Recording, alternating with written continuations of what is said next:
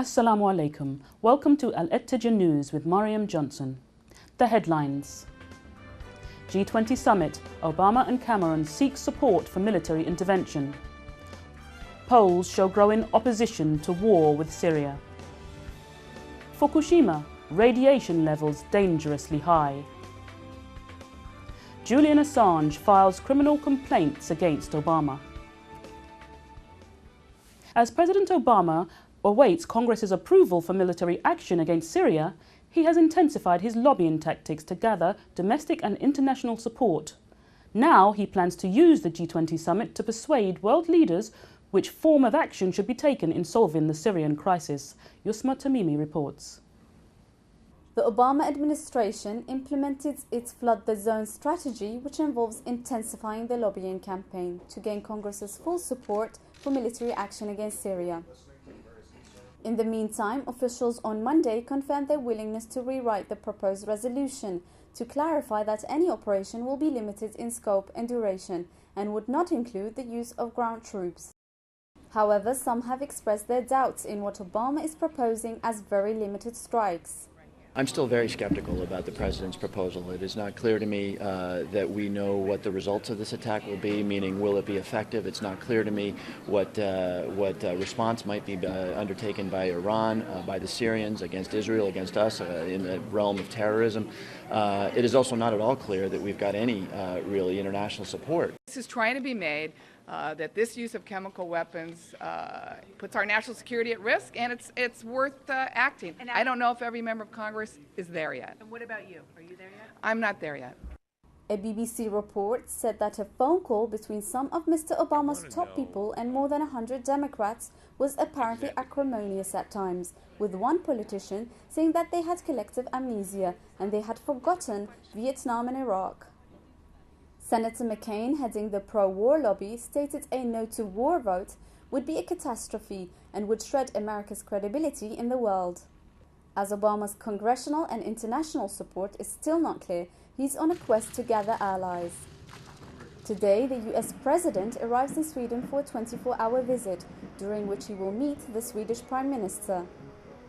From Sweden, he will fly to St. Petersburg, Russia, for the two-day G20 summit, where he will try to persuade world leaders to support the US-led action in Syria, putting him at odds with the summit's host, Russian President Vladimir Putin, a key ally of the Syrian government. Backing Obama's approach, British Prime Minister David Cameron will also be using the G20 summit to seek a robust response to allegations of chemical weapons against the Syrian government.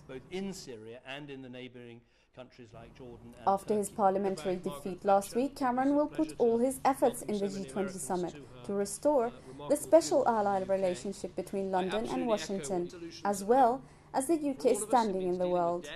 Yusra Tamimi, AlETEJAH News. As the world leaders gather at the G20 summit to make a case for war with Syria, many of them are ignoring the growing opposition they are facing domestically. Recent polls held in the UK and France indicate that people have learnt from the horrendous experience of the conflict with Iraq and therefore do not agree that their forces should be sent to another war. Hibba Hashim reports. As the world leaders head off to the G20 summit, David Cameron, who lost the case for war in the British Parliament, will be using the G20 in St. Petersburg this week to persuade Russia to take a tougher stance with regards to Syria. The opposition in Britain against war with Syria is gathering momentum. A recent survey by The Independent shows that the experience of the Iraq war has turned the British public against any military intervention in the Middle East. By a margin of 2-1, the British oppose President Obama's plan for military strikes against Assad's regime and say that the UK should keep out of all conflicts in the region. The Comrest survey suggests that MPs were right with regards to the anti-war feeling in the country to veto airstrikes by Britain last Thursday. The survey found that only 29% of people agree that the US, without Britain, should launch airstrikes against the Assad regime to deter it from using chemical weapons in future, while 57% disagree, and that 80% believe that any military strikes against Syria should first be sanctioned by the United Nations. 62% also agreed that the experience of the Iraq War has meant that Britain should keep out of military conflicts in the Middle East for the foreseeable future. However, opinion at Westminster appears to be shifting in favour of action as the Obama administration produces more so-called evidence about the chemical weapons attack. In France, the feeling is similar. A new survey has revealed that nearly 75% of French people want the country's parliament to vote on any potential military intervention in Syria. According to a recent poll, 74% of the respondents were in favour of a parliamentary vote before their country's involvement in a possible military action. France and the United States are the main proponents for military action against Syria.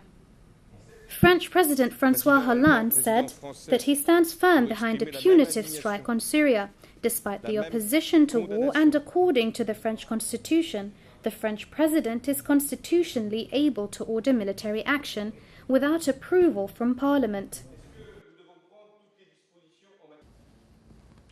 As the US president arrived in Sweden this morning on his way to the G20 summit, he was surprised to be presented with an affidavit concerning the unlawful seizure of WikiLeaks property in September 2010. This means he now faces a criminal complaint filed by WikiLeaks publisher Julian Assange. Shabana Saeed reports. American President Barack Obama arrived in Sweden this morning to meet with Swedish Prime Minister and Nordic leaders from Norway, Iceland, Finland and Denmark. When he arrived, Obama also faced a criminal complaint filed by WikiLeaks publisher Julian Assange. The 186-page affidavit concerns the unlawful seizure of WikiLeaks property on 27 September 2010, following its publication of thousands of classified US intelligence documents on the war in Afghanistan, which included files regarding war crimes perpetrated by US forces. Assange said that the Swedish authorities have the opportunity to demonstrate that no one, including state officials, is above the law. Obama's visit to Sweden was orchestrated at the last minute to fill a gap left in his schedule after he refused to meet with Russian President Vladimir Putin before the summit. The White House confirmed through a statement that the cancellation was partly as a result of Snowden's successful asylum bid. Assange, a vocal supporter of Snowden, released a statement saying, "This filing, recent court victories and our successful intervention in the case of Edward Snowden represent the continuing reorientation of WikiLeaks from legal defense to legal attack." Shabana Saeed, AlETEJAH News. The devastated Fukushima nuclear plant that led to the evacuation of 160,000 people is still a cause for great concern. Radiation levels have increased at a very high rate, and there is fear of things spreading far and wide. There is also concern about the cleanup operations and their effectiveness.